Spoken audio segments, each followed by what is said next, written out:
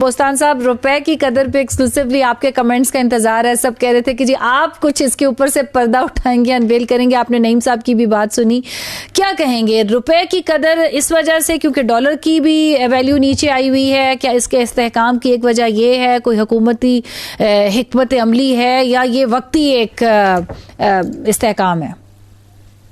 دیکھو جی، اگر پچھلے 6 مہینے کا ڈیٹا دیکھیں تو ڈالر 209 سے کم ہو کر آج 281 پہ آ گیا ہے، تو 9 روپے 8 روپے گر چکا ہے.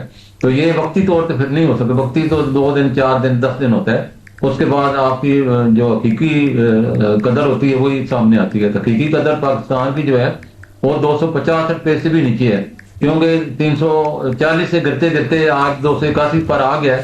تو اب تو بڑا نزدیک رہ گیا، 30 روپے کا فرق ہے.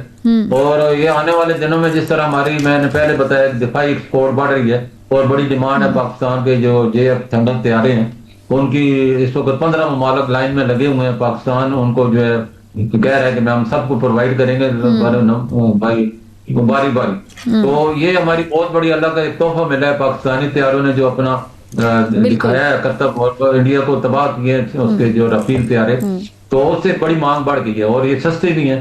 تو اسی طرح میں سمجھتا ہوں آپ کا سٹاک ہے جو کہ 46,000 سے بڑھ کے آج اللہ کا شکر ہے 1,87,000 ٹچ کیا ہے. اور آپ کی جو ہے جو 2022 میں دیکھیں تو آپ کے ریزرو صرف 3 ارب ڈالر تھے، 3 ارب سے بھی کم تھے، 2 ارب 9 کروڑ ڈالر تھے. آج 22 ارب ڈالر. تو یہ کوئی معمولی تو نہیں ہے نا، 22 ارب 19 ارب ڈالر آپ کے ریزرو میں اضافہ ہو گیا.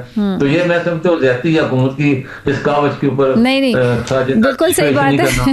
اس طرح روپیہ 340 سے کم ہو کے 281 پہ آ گئے، اس پہ بھی ان کو تو ملامت کرنا کہ آپ کچھ نہیں کر رہے. کر بہت کچھ رہے ہیں، لیکن پوری ایک معیشت آپ کی تباہ ہو چکی تھی. ایک بلڈنگ جب گر جاتی ہے تو اس کو سیدھا کرنے میں بڑا ٹائم لگتا ہے. تو ہماری بھی معیشت بالکل تباہ ہوتی، ڈیفالٹ کے قریب آپ پہنچ چکے تھے اور ڈالر کی 500 کی باتیں ہو رہی تھی، اور آپ باتیں ہو رہی کہ ڈالر 250 کا 200 ہو جائے گا، اور ہو جائے گا، ڈیفینیٹ ہو جائے گا. جس طرح پاکستان کی آنے والے دنوں میں ایکسپورٹ ضرور ہماری کم ہوئی ہے، اس کی وجہ بنیادی وجہ یہی ہے کہ آپ کے موسمی جو پچھلے 3 سال سے لگاتار سیلاب آ رہا ہے، کلائمیٹ چینج ہوا ہے اور ہماری فصلیں تباہ ہو گئی ہیں، ہماری پیداوار کم ہو گیا اور موسم.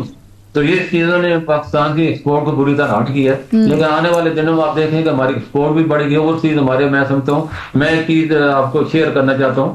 اس وقت پچھلے 7 لاکھ سے زیادہ لوگ پاکستانی گئے ہیں، اور اس میں لیبر کی ڈیمانڈ کا میں صرف 4 لاکھ لیبر گیا ہے تقریباً.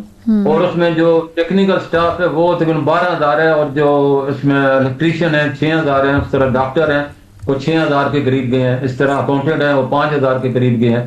تو یہ بڑے ویل ایجوکیٹڈ جو لوگ ہیں وہ تقریباً 18,000 گئے ہیں. تو اس کا مطلب ٹیکنیکل لوگوں کی بڑی ڈیمانڈ ہے اس وقت. اور یہ سارے کے سارے پیسے بھیجیں گے، اور ہماری اس وقت 38 ارب ڈالر سے اگلے سال انشاءاللہ 45 ارب ڈالر ریمیٹنس ہو جائے گی. تو یہ ساری پاکستانی روپے کو، پاکستان کے ریزرو کو، پاکستان اسٹاک کو، اکانومی کو بوسٹ کریں گے انشاءاللہ.